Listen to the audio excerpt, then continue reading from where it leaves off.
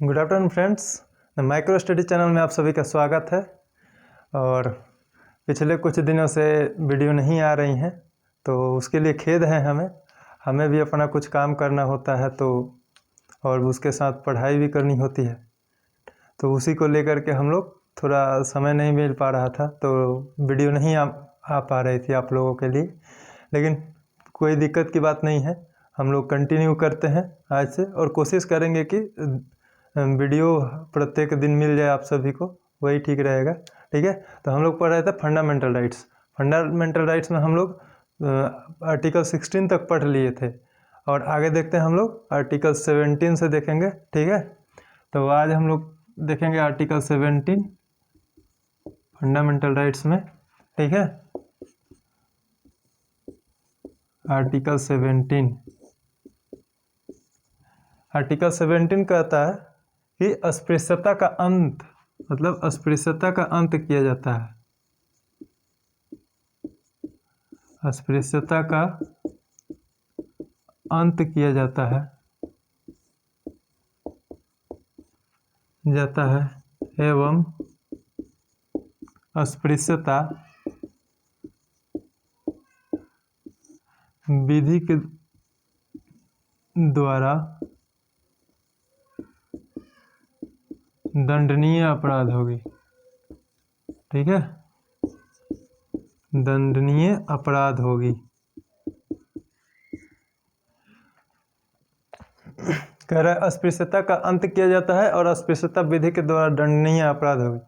मतलब ये है कि आप चाहे हम चाहे कोई भी हो, कोई भी व्यक्ति किसी के साथ अस्पृश्यता नहीं कर सकता है, मतलब किसी के साथ भेदभाव छुआछूत की भावनाएं नहीं रख सकता है। ठीक है, अगर वो ऐसा करता है तो वह एक दंडनीय अपराध है और उसको दंड दिया जा सकता है। ठीक है, न्यायालय के द्वारा उसको दंड दिया जा सकता है। और आगे देखते हैं इसमें फिर कह रहा है कि संविधान के द्वारा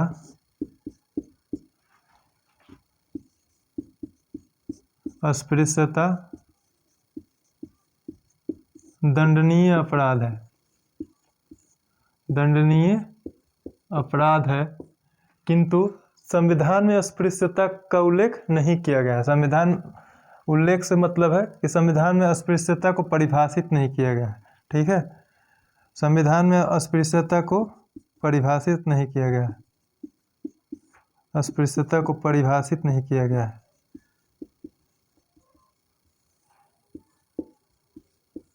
ठीक है, कह रहा है कि संविधान के द्वारा अस्पृश्यता दंडनीय अपराध है, किंतु संविधान में अस्पृश्यता को परिभाषित नहीं किया गया है। ठीक है, फिर कि अस्पृश्यता जो है आर्टिकल 17 का कोई अपवाद नहीं है। आर्टिकल 17 का कोई अपवाद नहीं है, अपवाद नहीं है। ठीक है, आर्टिकल 17 का कोई अपवाद नहीं है। आगे देखते हैं, आप लोग लिखते चलिएगा साथ साथ।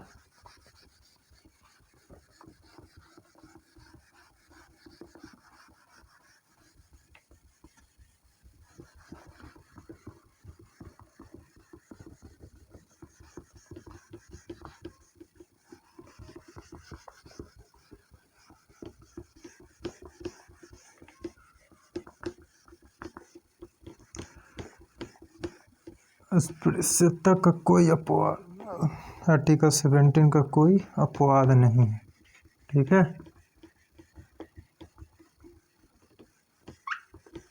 आगे देखेंगे हम लोग। संसद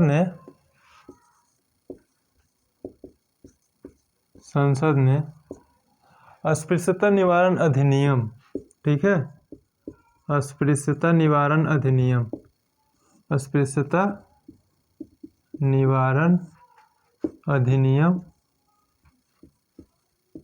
1955 पारित किया। संसद ने इस पर एक कानून बनाया, अस्पृश्यता निवारण अधिनियम 1955 में। ठीक है, उसको पारित किया। फिर क्या किया कि इसका नाम बदल करके, ठीक है, 1976 में 1976 में नागरिक अधिकार संरक्षण अधिनियम कर दिया गया। क्या कर दिया गया? नागरिक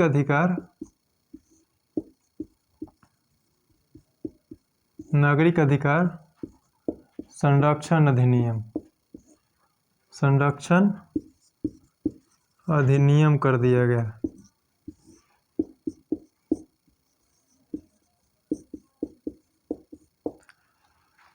उन्नीस सौ छिहत्तर कि संसद ने अस्पृश्यता निवारण अधिनियम 1955 पारित किया और इसका नाम बदल करके 1976 में नागरिक अधिकार संरक्षण अधिनियम कर दिया गया। ठीक है, मतलब अस्पृश्यता का अर्थ देखिए क्या है। अस्पृश्यता का अर्थ है, ठीक है, जैसे किसी अनुसूचित व्यक्ति, अनुसूचित जाति के व्यक्ति, ठीक है, अनुसूचित जाति के सदस्य या व्यक्ति के साथ, ठीक है, भेदभाव करना, सदस्य व्यक्ति के साथ भेदभाव करना। ठीक है, कह रहा है कि अस्पृश्यता का अर्थ है किसी अनुसूचित जाति के सदस्य या व्यक्ति के साथ भेदभाव करना। ठीक है, जैसे आगे देखते हैं।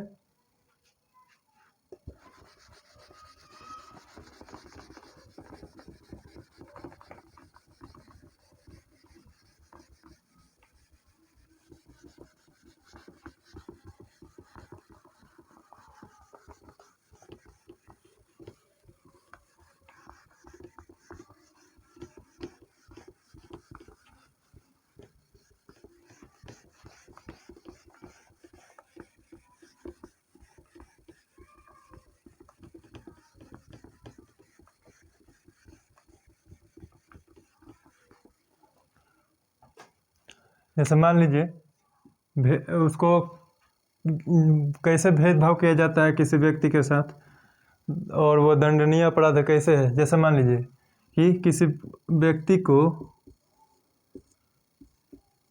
ठीक है, अनुसूचित व्यक्ति को सार्वजनिक स्थल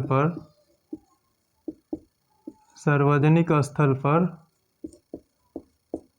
आने से रोकना।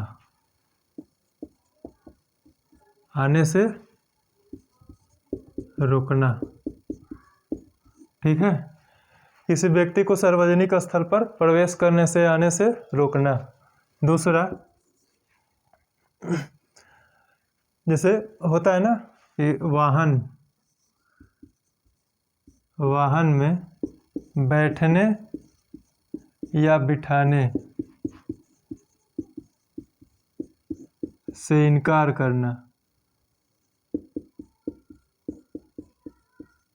ठीक है, सार्वजनिक वाहन, यहाँ पर ध्यान रखिएगा, सार्वजनिक वाहन में बैठने या बिठाने से इनकार करना। ठीक है। तीसरा, जैसे आटा चक्की पर अनाज पीसने से इनकार करना,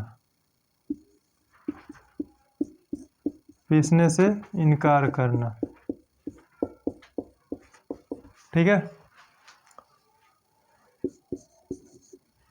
अपमान सूचक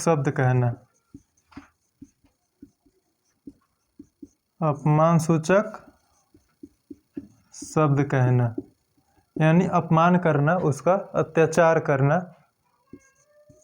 ठीक है, अपमान सूचक शब्द कहना, अत्याचार करना, उस पर अत्याचार करना, यह सब क्या है? दंडनीय अपराध है। ठीक है। संविधान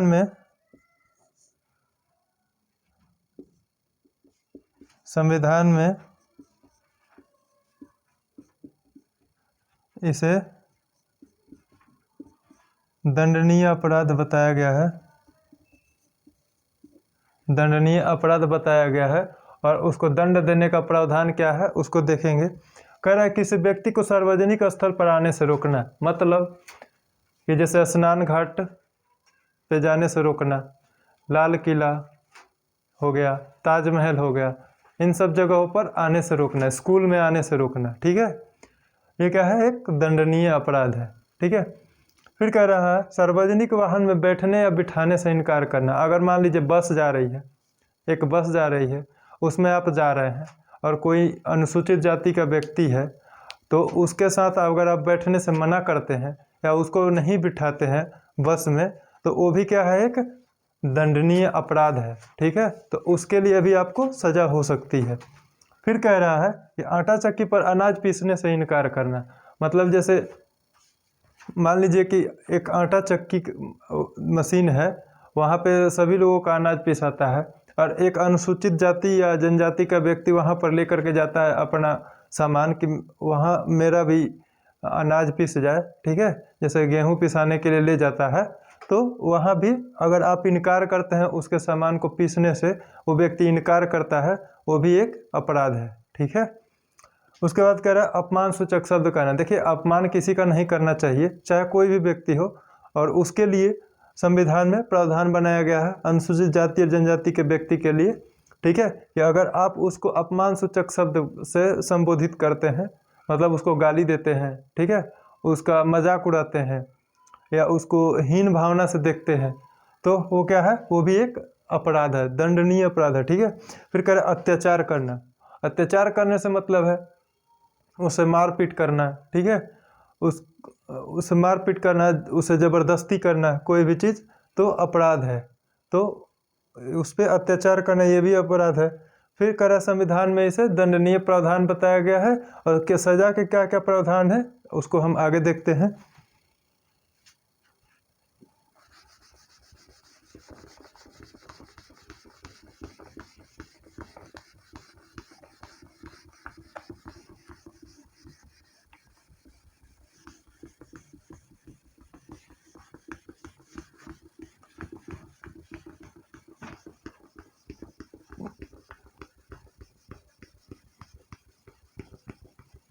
इसीलिए किसी का अपमान ना करें, चाहे कोई भी हो, ठीक है।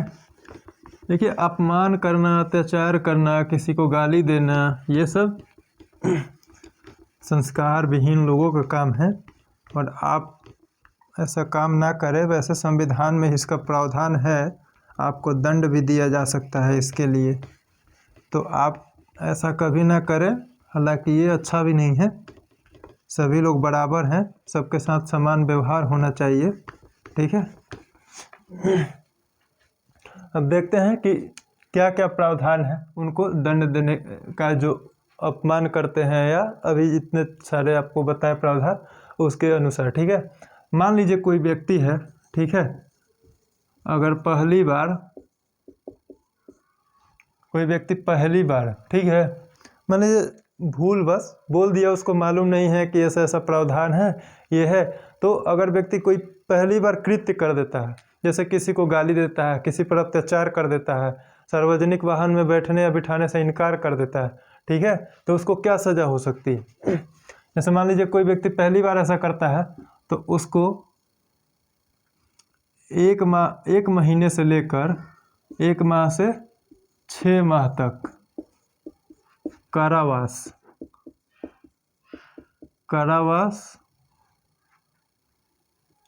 किया हो सकता है, ठीक है। 1 महीने से 6 महीने तक कारावास हो सकता है, या एवं, अब देखिए या भी है एवं भी है, मतलब इसका हम बताएंगे, या एवं 100 रुपये से लेकर 500 रुपये जुर्माना लगाया जा सकता है, ठीक है।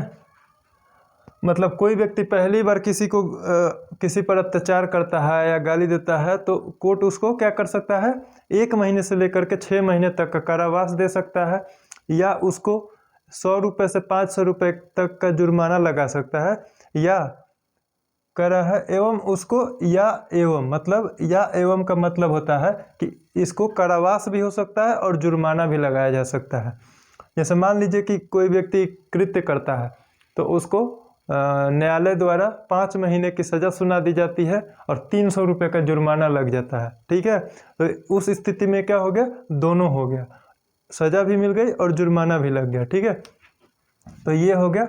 और दूसरी बार वही व्यक्ति अगर दूसरी बार, ठीक है, कहता है दूसरी बार, ठीक है, दूसरी बार अगर वही कृत्य कर देता है, किसी व्यक्ति के साथ में दूसरी बार वही कृत्य कर देता है, फिर से गाली देता है, मारपीट करता है, अपमान करता है, अत्याचार करता है उस पर, ठीक है, तो उस व्यक्ति के लिए क्या है, 6 महीने से लेकर 6 माह से 1 वर्ष, ठीक है, 1 वर्ष तक का 1 वर्ष का कारावास, ठीक है, 1 वर्ष तक का कारावास या एवं 200 रुपये से लेकर 500 रुपये तक जुर्माना, ठीक है, लगाया जा सकता है। वो व्यक्ति मान लीजिए फिर जेल से छूट के आया और बोला कि ना हम तो करबे करेंगे, चाहे कुछ भी हो जाए, हम मारबे करेंगे उसका अपमान करबे करेंगे, उसको सार्वजनिक वाहन में नहीं बिठाएंगे, कहीं आने जाने से रोकेंगे उसको। ठीक है, अब उसके लिए क्या प्रावधान है कि उसको एक इतने से तो मन नहीं भरा तो फिर न्यायालय में जाएगा, तो जज साहब कहेंगे कि ये इसका दूसरा गलती है, दूसरी बार फिर से किया है, तो उसको क्या होगा कि 6 महीने से लेकर के 1 वर्ष, 6 महीने से लेकर के 1 वर्ष के बीच में उसको सज़ा सुना दी जाएगी। ठीक है, या उसको 200 रुपये से लेकर के 500 रुपये तक का जुर्माना लगा दिया जाएगा। ठीक है, या उसको 6 महीने से लेकर 1 वर्ष तक के बीच में कारावास दिया जाएगा और जुर्माना दोनों भी लगाया जा सकता है। ठीक है, फिर वही व्यक्ति आया और तीसरी बार भी वही कृत्य दोहरा दिया। ठीक है, अब तीसरी बार वो कृत्य दोहरा दिया, तब उसके लिए क्या प्रावधान है, उसके लिए देखिए क्या है, उसके लिए है कि 1 वर्ष से लेकर 2 वर्ष तक कारावास। ठीक है, 1 वर्ष से लेकर 2 वर्ष तक कारावास या एवं 500 रुपये से लेकर 1000 रुपये तक जुर्माना। अब देखिए कोई होता है ना, बोलता है कि ना हम तो मनबे ना करेंगे, आप चाहे हमको कुछ भी कर लो हम करबे करेंगे, मतलब एक नंबर का सन की बुद्धि जिसको बोलते हैं ना, पागल हो गया है वो, एक नंबर का बेवकूफ़ इंसान है जो बार बार एक ही कृत्य को दोहराया जा रहा है, बार बार किए जा रहा है। तो जब तीसरी बार वो न्यायालय में पेश होगा तो जज साहब कहेंगे इसका आदत बन गया है बार बार का, समझे, इसका आदत बन गया, इसलिए इसको ज़्यादा से ज़्यादा सज़ा दीजिए। 1 वर्ष से लेकर 2 वर्ष तक का इसका मतलब मिनिमम इसको 1 वर्ष का कारावास होगा। अब समझ रहे हैं, 1 वर्ष मिनिमम, मैक्सिमम 2 वर्ष का कारावास होगा। ठीक है, और उसको 5 यहाँ पे जुर्माना का भी प्रावधान बढ़ गया, 500 रुपये से लेकर के 1000 रुपये तक का जुर्माना लग गया। लेकिन जज साहब के ऊपर है, वो कहेंगे कि बड़ा उदंड व्यक्ति है, बार बार एक ही कृत्य को करते रहता है। ठीक है, तो जज साहब क्या करेंगे कि उसको ये दोनों लगा देंगे, बोलेंगे कि इसको कारावास भी दो और इसके ऊपर 1000 रुपये का जुर्माना भी लगाओ। ठीक है, अब आप सोच रहे होंगे कि सर मान लीजिए चलो ठीक है तीसरी बार करता है, उसके आगे अगर वो व्यक्ति बार बार करे फिर क्या है, अगर आगे जितना बार करेगा तो उसको 1 वर्ष से लेकर के 2 वर्ष के लिए सज़ा का प्रावधान है, चाहे वो जितनी बार भी करे, 1 वर्ष से 2 वर्ष का सज़ा का प्रावधान और 500 रुपये से लेकर के 1000 रुपये तक का जुर्माना लगाया जा सकता है। ठीक है, तो ये हो गया, आगे हम लोग देखते हैं। आगे देखेंगे हम लोग।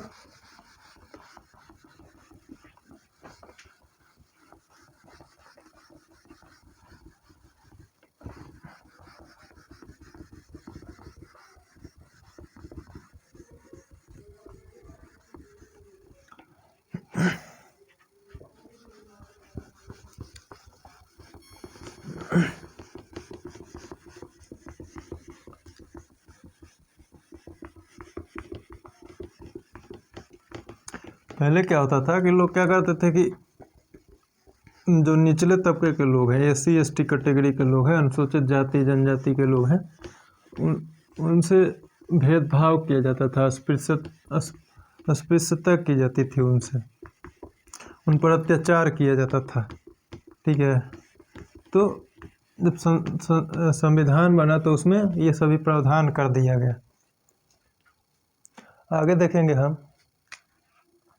फिर कह रहा है कि जब ऐसी घटनाएं होने लगी, ठीक है, तो संसद ने क्या किया कि संसद ने एक कानून बना दिया। 1989 में संसद ने अत्याचार निवारण अधिनियम कानून पारित कर दिया।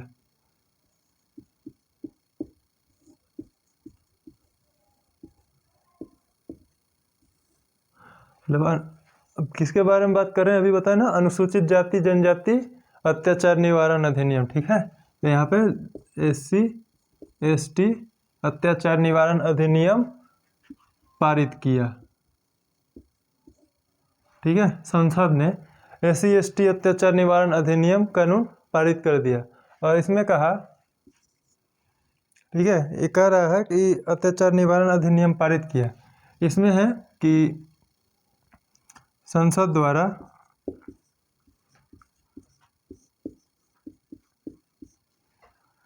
अनुसूचित जाति और अनुसूचित जनजाति के व्यक्तियों के लिए, ठीक है, संसद द्वारा अनुसूचित जाति और अनुसूचित जनजाति के व्यक्तियों के लिए 22 कार्यों, कितने 22 कार्यों को अत्याचार माना गया।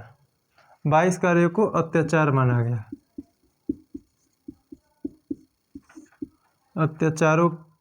अत्याचार माना गया। ठीक है, 22 कार्यों को। और उसमें क्या किया गया कि सजा का प्रावधान कर दिया गया। जैसे 22 कार्यों को अत्याचार माना गया, जैसे मान लीजिए बेगार करवाना, जबरदस्ती वोट डलवाना,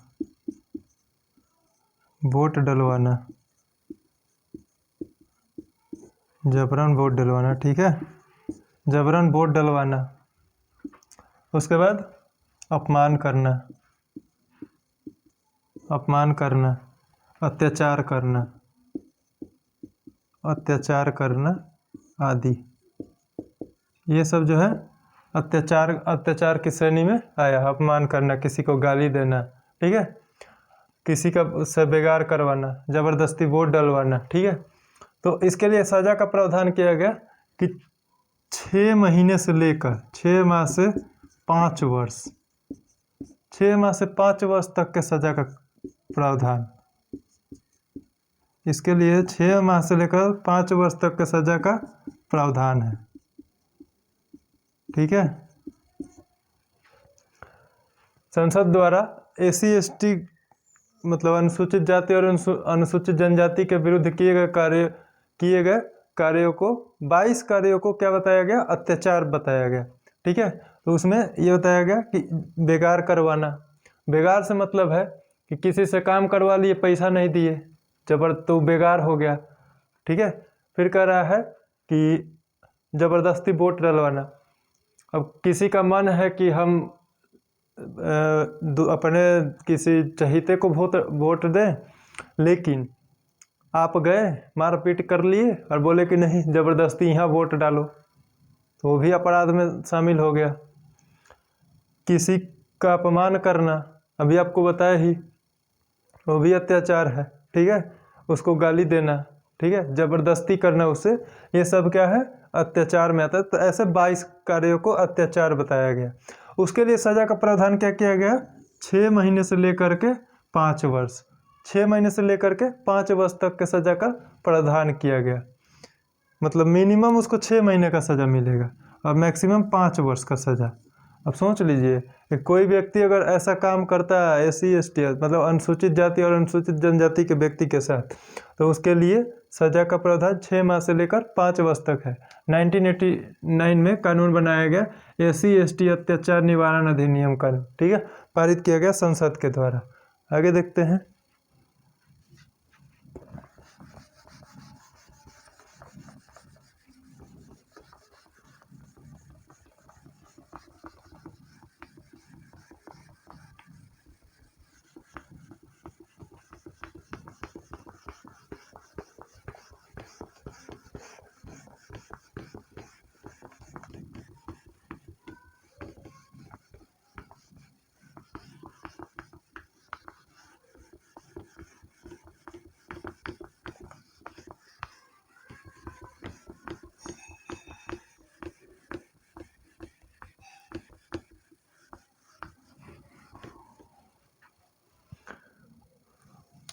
और जिसमें बोला गया कि 6 महीने से लेकर 6 माह से 5 वर्ष, ठीक है, का सजा का प्रावधान किया गया।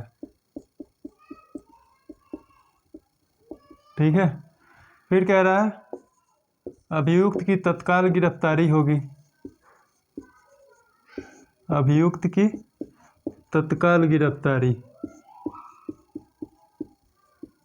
अभियुक्त की तत्काल गिरफ्तारी होगी। ठीक है, अग्रिम जमानत निषेध होगा। अग्रिम जमानत निषेध होगा, निषेध होगा।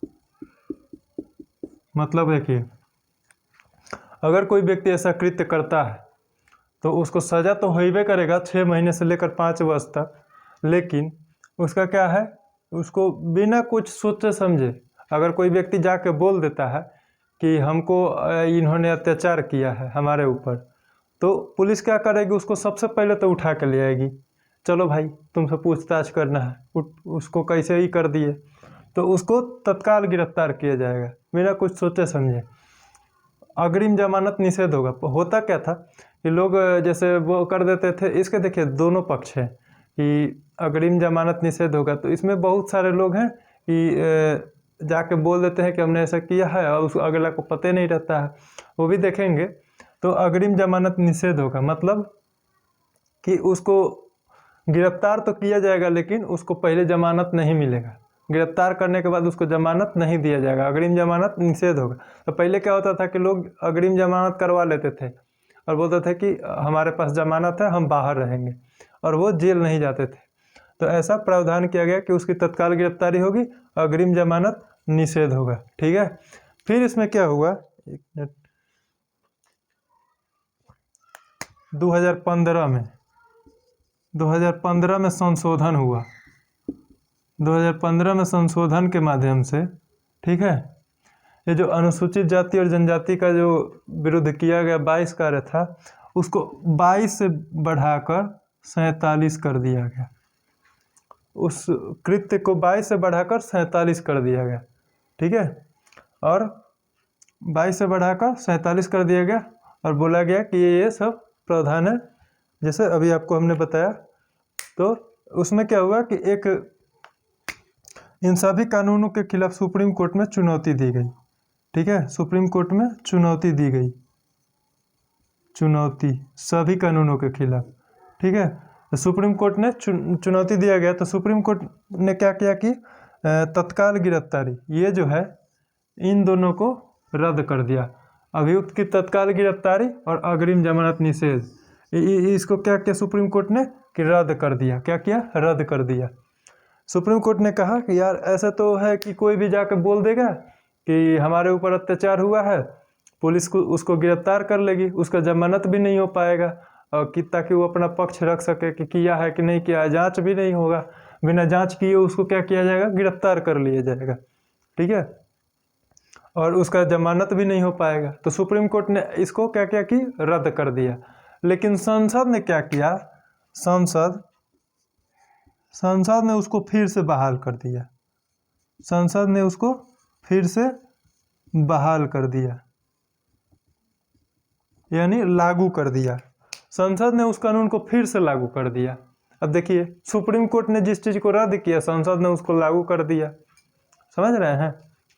तो वही बात है कि सुप्रीम कोर्ट बोला कि नहीं होगा, संसद बोला कि हम करवा के मानेंगे, ऐसा ही होएगा। तो आगे देखते हैं, यहाँ पे हम लोगों का आर्टिकल 17 समाप्त होता है। आगे देखेंगे आर्टिकल 18।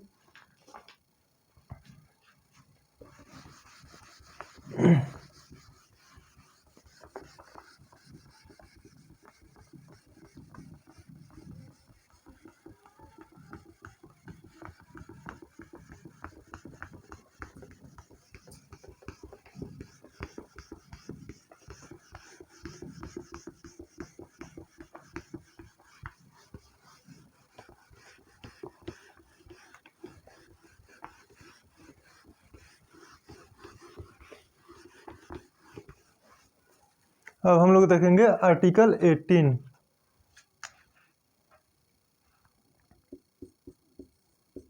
आर्टिकल 18। आर्टिकल 18 क्या कहता है? उपाधियों का अंत। उपाधियों का अंत मतलब उपाधि किसी को नहीं दी जाएगी। इसका अपवाद है सैनिक और शैक्षिक। मतलब क्या है कि राज्य किसी को उपाधि नहीं देगा, राज्य द्वारा किसी को उपाधि नहीं दी जाएगी। पहले क्या होता था, बहुत सारे लोग होते थे, अपने नाम के आगे जोड़ लिए राजा, धीराज, महाराज, ये वो 9 17, ठीक है। तो अपने नाम के आगे वो लोग जोड़ लेते थे, तो उनको क्या था कि उसे विशेषाधिकार मिल जाता था। तो उसका आर्टिकल 18 के द्वारा अंत कर दिया गया। वो कहा गया कि राज्य द्वारा किसी भी व्यक्ति को उपाधि नहीं दी जाएगी। उसका एक अपवाद है सैनिक और शैक्षिक। मतलब इसको भी हम देखेंगे कि सैनिक और शैक्षिक क्या है। जैसे सैनिकों को दिया जाता है वीर चक्र, महावीर चक्र, ठीक है, शौर्य चक्र, अशोक चक्र, ये सब दिया जाता है, उसको भी देखेंगे। शिक्षकों को जो दिया जाता है, तो आगे देखेंगे हम लोग कि क्या है। कह रहा है भारतीय नागरिक उपाधि धारण नहीं करेगा। भारतीय नागरिक उपाधि धारण नहीं करेगा, ठीक है। भारतीय नागरिक उपाधि धारण नहीं करेगा। फिर कह रहा है भारतीय नागरिक तथा विदेशी, भारतीय नागरिक तथा विदेशी, ठीक है, उपाधि, भारतीय नागरिक तथा विदेशी उपाधि ले सकता है, लेकिन राष्ट्रपति की अनुमति से, राष्ट्रपति की अनुमति से, ठीक है। भारतीय नागरिक या विदेशी उपाधि ले सकता है, लेकिन राष्ट्रपति की अनुमति से। आगे देखते हैं।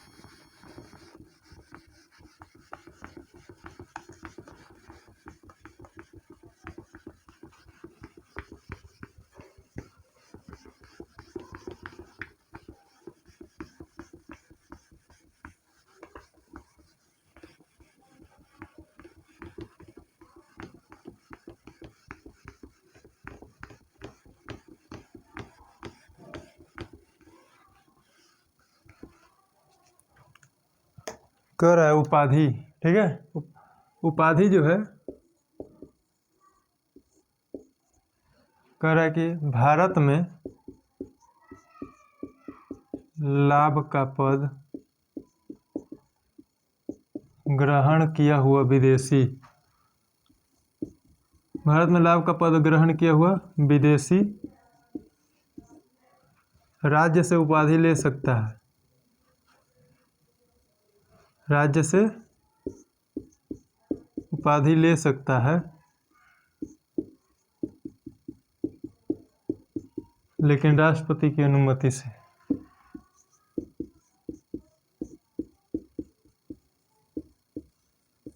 राष्ट्रपति की अनुमति से,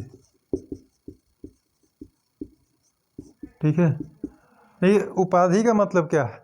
उपाधि का मतलब ये है कि लोग अपने नाम के आगे या पीछे लगाते हैं, ठीक है।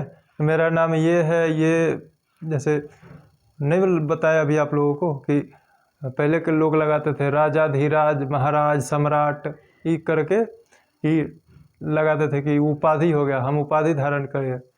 जैसे अगर आपको याद होगा, अगर हिस्ट्री ठीक से पढ़े होंगे, तो एक था राजेंद्र प्रथम, एक शासक था, तो उसने गंगईकोंड चोलपुरम की उपाधि धारण की, है गंगईकोंड चोलपुरम। तो ये सब उपाधि था, तो उसका अंत कर दिया गया, ठीक है। अब फिर कह रहा है कि संसद ने लाभ के पदों को, लाभ के 56 पदों को अपवाद बताया है। ठीक है, संसद ने लाभ के 56 पदों को अपवाद घोषित किया है। समझ रहे हैं? जैसे लाभ के पदों को अपवाद घोषित किया है। और फिर कह रहा है कि भारत में जो दिया जा रहा था 1954 में, ठीक है, 1954 में आपको पद्म भूषण, पद्म विभूषण, पद्मश्री, ये सब, जैसे भारत में 1954 में पद्म भूषण, भारत रत्न, पद्म विभूषण, ठीक है, पद्मश्री आदि ये सब उपहार दिया जाने लगा। ठीक है, तो ये सब उपहार दिया जाने लगा। तो इसका विरोध हुआ आचार्य JB कृपलानी द्वारा। इसका विरोध हुआ आचार्य JB कृपलानी के द्वारा इसका विरोध हुआ, क्योंकि लोग कहते थे कि हम पद्म भूषण, भारत रत्न से अपने नाम के आगे लगाने लगे। तो क्या हुआ कि आचार्य JB कृपलानी के द्वारा इनका विरोध हुआ। ठीक है, तो इसको क्या किया गया कि 1978 में इसको दिया जा रहा था सम्मान, वो बंद कर दिया गया। 1978 में बंद कर दिया गया। पद्म भूषण, भारत रत्न, पद्म भूषण, पद्मश्री देना बंद कर दिया गया। और फिर 1980 में दिया जाने लगा।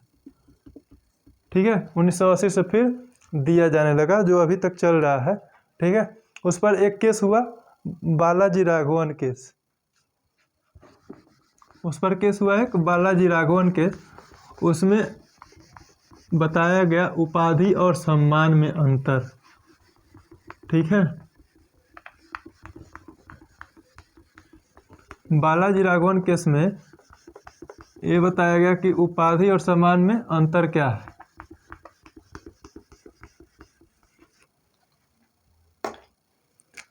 बालाजी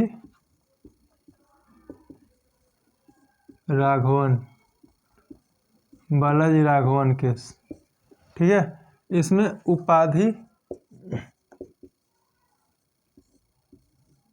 यानी टाइटल और सम्मान यानी अवार्ड। ठीक है, उपाधि जो है वो क्या है, इसमें निहित स्वार्थ। ठीक है, निहित स्वार्थ को दर्शाता है। आर्टिकल 18 का विरोधी है। आर्टिकल 18 का विरोधी है। ठीक है, और ये जो है सकारात्मक है। सकारात्मक है मतलब ये है कि सम्मान देना किसी को, ये अच्छा बात है। जैसे किसी को पद्मश्री देना, भारत रत्न देना, मतलब ऐसा व्यक्ति जो अपने अपने क्षेत्र में विख्यात है, ठीक है, तो उनको भारत रत्न से सम्मानित करना, पद्मश्री देना, पद्म विभूषण देना, पद्म भूषण देना, ये सब क्या है, एक प्रकार का सम्मान है, उपाधि नहीं है। ठीक है, तो उपाधि जो है ये सरासर गलत है, लेकिन किसी को सम्मान देना, ये उसको प्रोत्साहन देना होता है, ताकि वो अपने क्षेत्र में और बेहतर करे। ठीक है, वो अच्छा करे, बहुत अच्छा करता है, उसको सम्मान भी देना चाहिए, ये उचित भी है। ठीक है, तो सकारात्मक है ये, इससे कोई दिक्कत नहीं है। तो आशा करते हैं आप लोग समझ गए होंगे, और मिलेंगे हम लोग कल के लेक्चर में। तब तक देखते रहिए और घर पे रहिए, सुरक्षित रहिए। ठीक है, तो मिलेंगे कल के वीडियो में। जय हिंद।